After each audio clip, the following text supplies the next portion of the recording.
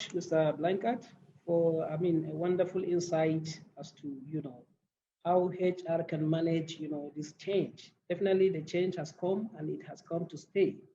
You've mentioned very vital points, which I believe practitioners would find very useful in the course of the change we are faced with. And the next speakers, in no order of whatever. I will introduce Mr. Rohan Makala. Mr. Rohan Makala is the Director, Human Resource and Administration at the Office of Utilities Regulation, OUR. Before joining the OUR, he worked as Chief Records Officer at the Financial Services Commission. He is also Senior Adjunct Lecturer in Mixed Methods Research at the University of West Indies, Mona. And the next discussant here is Dr. Leah Maka.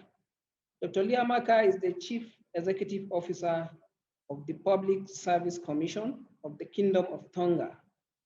Dr. Maka has led implementation of major public service reform programs, most notably the implementation of the new remuneration structure and new performance management system. Now, these two discussions will throw more light on the future of work and of course the paper presented by Mr. Ian Blanchard. Panelists, discussant, you are welcome. Thank you so much, Chair. Morning, everyone. Good afternoon, wherever you are. So I smiled when I heard Ian speaking just now because a lot of the points that he raised actually had me reflecting.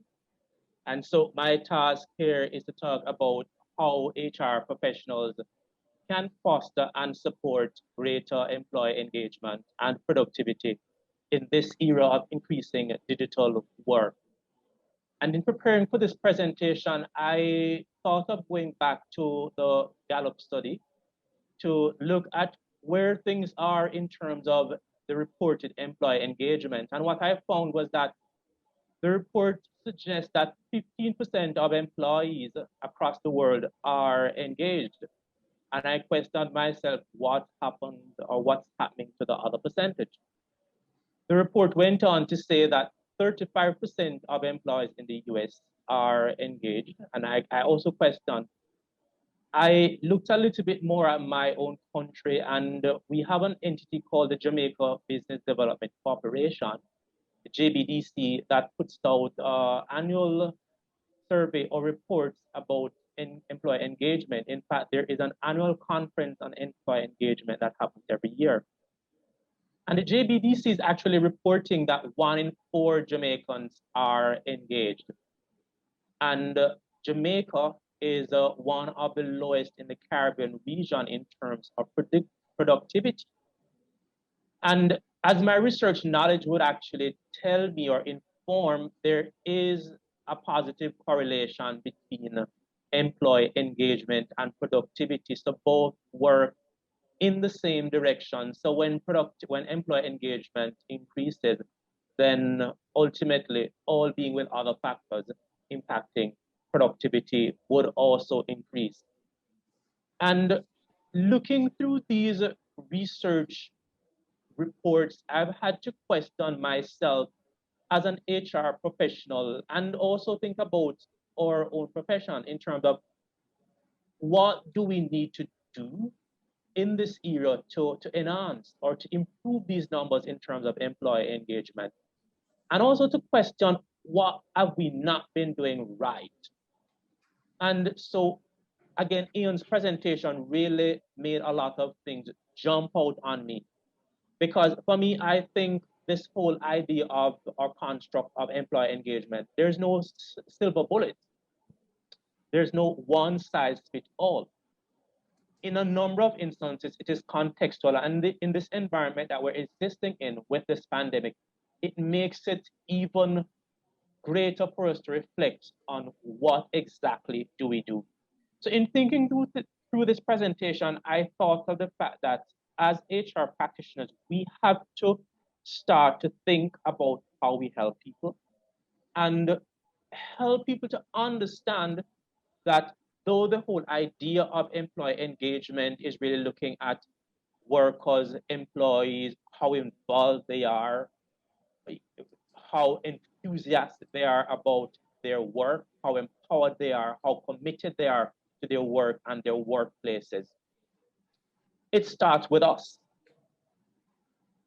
There are persons who are intrinsically motivated and they will do things and not think about how others perceive them, how others recognize them. And there are others who will want to hear that I'm doing a good job, would want to be rewarded. And it doesn't have to be financial rewards. We'll want those communication, we'll want those relationships. And so the question on the table is, how do we as HR professionals help in this regard? How do we find ourselves at the table, that C-suite table? How do we contribute? How do we make that bridge between that C-suite leadership and just about anybody within the organization?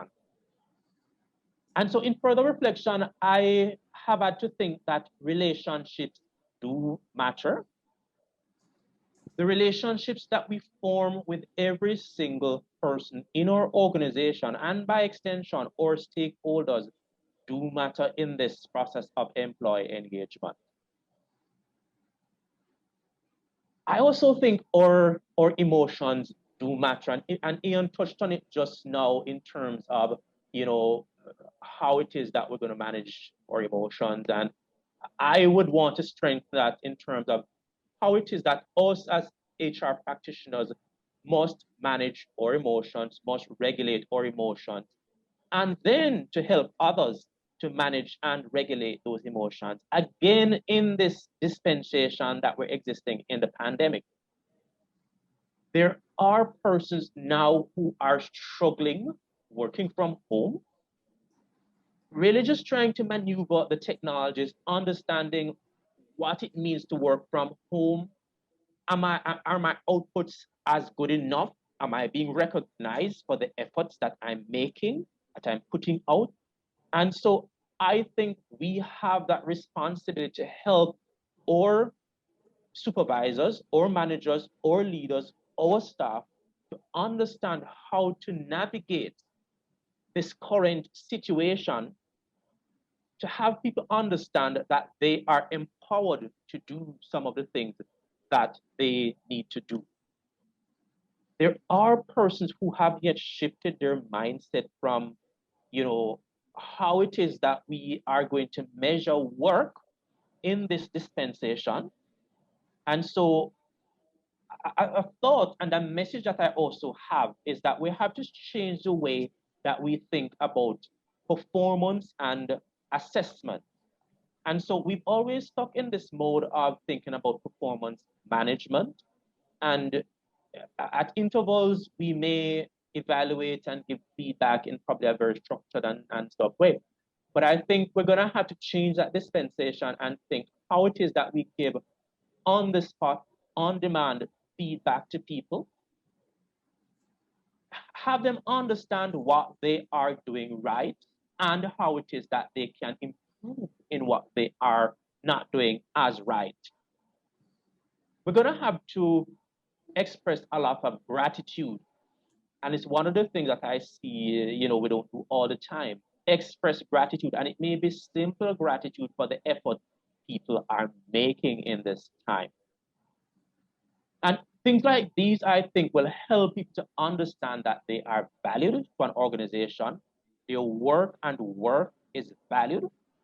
So for me in my organization, I've started to think through from the very early onset in terms of talent acquisition. So when I do interviews, for example, what type of interviews do I do? And I find myself looking at doing interviews in terms of values-based interviews and also employee engagement interviews. So I ask people questions, for example, what are some of the things that motivate you in an organization? What are some of the things that you would like to see from leadership? What are some of the things that you'd like to see from your colleagues? And so those things give me a sense of how do I prepare for this employee who we're taking on? How do we onboard this employee?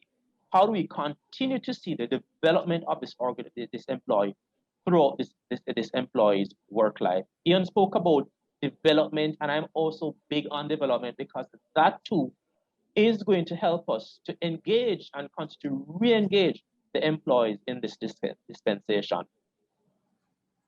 Thinking through about engaging younger persons with talents that we need in the organization, I think is also going to be very important, because what it says, it sends a message that we care about people, we believe in people, we value the contributions, we want to empower people.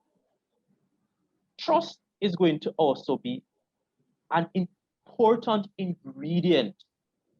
And so it's not only about saying, but I think it's about doing as well, because some of the times our words do not correlate with the things that we do. And so my charge, or my what I'm throwing out today is, even as leaders and just managers in our organizations, we have to think about walking the walk and talking the talk. So the two things can't be different. The things that we do have to be incongruent, has to be congruent with the things that we say. And so at this time, I want to stop here to hand over to my other discussant to further the point. Yeah, thank you, Mr. Rohan. We invite Dr. Leah Maka. And please, discussants should take note that you have 5 minutes for this discussion because time is of essence.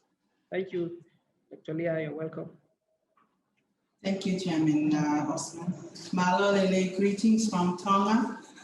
This presentation is more about a status report, a rather general status report, than me talking about a specific strategy on shifts in operating HR models. And there's a reason why I'm focusing on this very general status update. The Kingdom of Tonga has a very small population of about 110,000 people, and it's located in the Southwest Pacific, about 3 hours flight from Auckland, New Zealand, and 1 hour flight from Fiji. Tonga is still one of the very few countries in the world that has not recorded any COVID-19 cases. However, the closures of international borders from last year led to our borders also being closed. And there was a temporary lockdown with stay-at-home curfews in government operations, and that has been ongoing. The COVID-19 pandemic, as we have heard and noted, has elevated the role of technology in the workplace, and likewise has accelerated investments in technology in all sectors and spheres of the workplace and in everyday life. We hear from our sisters and brothers and those agencies in developed countries of their wide use of the HR technologies. Much of those are already mainstreamed. Then that appears to be the norm. And it seems to be the norm for a number of investment in cloud deployed human capital management, or HCM for short, for administrative HR and talent management. And we've just had examples from our colleagues from the UK talking about it. But yes, this appears to be the norm, but this is very much on the surface in the Kingdom of Tonga. We're still at the doorway of this digital space. The emerging HR technologies which are becoming quite popular, such as virtual assistants in HCM and in particular, artificial intelligence, internal talent marketplace, as has been just discussed, employee productivity monitoring, as has been discussed, diversity, equity, and inclusion matters, as has been referred to in the first speaker. Blockchain and augmented reality and this virtual reality applications, these are already being introduced and used across a lot of global organizations. But this is not the case in Tonga and for much of these technologies. And I think I can speak for probably many of my Pacific Island government neighbors around the Pacific.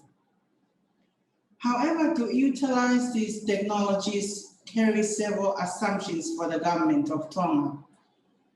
There are 5 of them. First, the investments, there has to be some investments already made on equipment, software, and the support infrastructure. Second, there has to be connectivity, capability, and bandwidth that are reliable to be in place. Third, there has to be guidelines to map out the various processes and procedures for events that need to be in place. Fourth, staff need to be already trained in the use of these technologies. And 5, I think this is also very important, there has to be some alignment and technology responsive legislations and employment laws for these things to happen. All of these 5 assumptions, they fall short of being fully realized in Tonga. For example, investments on machines, software, and support infrastructure. 3/4 of our public servants and in the government, they're using personal computers and videos. And also about 3/4 of the 5,000 plus public service have personal smartphones. However, mainstream daily business in the digital sense is limited to using of the Microsoft apps for communications, including emails and the social media. The use of things such as virtual assistants, chatbots, virtual reality, that has just emerged. And this is still being used on an exploratory ad hoc basis, not that mainstream, as I've said before. Some of the software applications, virtual assistants, for example, is of great interest to us here in the public service because of their potential to save significant processing time and cost by automating high volume and low complex HCM processes and freeing up time for our HR managers to focus on more higher level work. And we hope to explore and tap into these more. The connectivity capability in Tonga is limited. We are still only in the rural areas, we are running on a bandwidth 4G, and the rest of the country is 3G. So that has major implications on being digitally prepared. 3, guidelines on different procedures on working remotely or working in virtual reality. These are not yet in place, but we are learning from other areas, from other governments who are supporting us in providing guidelines and guidance on how to do a number of things and follow things working remotely like this. 4, capability of our staff. In Tonga, there are only 148 staff working in the ICT area. And of these, only less than 50% are trained professional ICTs. There is a huge implication for training and upskilling in the relevant area, as has been identified by Mr. Mikala. And then lastly, in our current Public Service Act, there is no reference at all to the word digital. So we need to also look at other legislations, particularly the employment relations laws, where there may be a need to make sure that the laws fully support using digital platforms. I think to sum up, in terms of digital readiness, Tonga is not yet prepared in a global sense.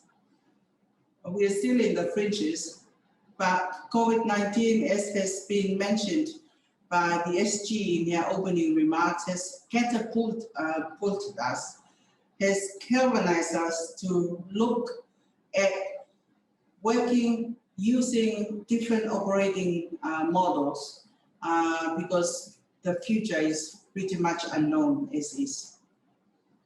Thank you. Thank you, Dr. Leah. And we have actually got insights from, the different speakers.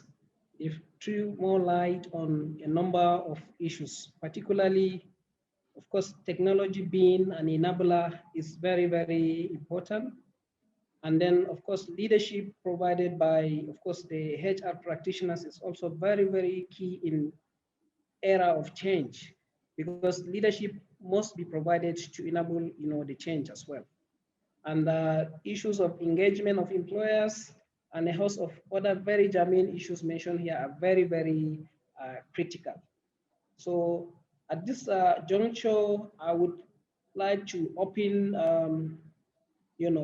the forum for questions. And of course, participants from all walks of life can use the question and answer, button to send their questions. And so the forum is open for questions based on the presentations by the panelists. Thank you.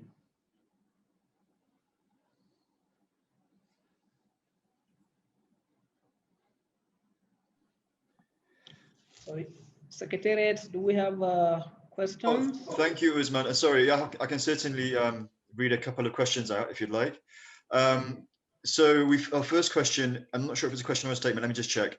The promotion of, it's by Elevi Mine, and it's the promotion of HR management to the board puts HR under the strict influence of the board's culture and of its conditions of collaboration, enabling any moral disengagement processes that may be happening that can be enacted on the persons administered by the HR function. How can this be prevented? It's on your screens. If you want to just look into the Q&A, you can read it as well. I'm not sure if I captured it in its essence in the way I read it, but I hope that you understood that. And secondly, we have HR issues are difficult and these days to be managed more so in government institutions or government parastatals. For private institutions, they can be easily managed. How are the issues managed in government institutions? But what also, these questions, of course, can be answered, but I would also encourage you to have conversations between the four of you and have a free-flowing discussion on some of the things that you've discussed. There was certainly some very interesting content that came out of what was said.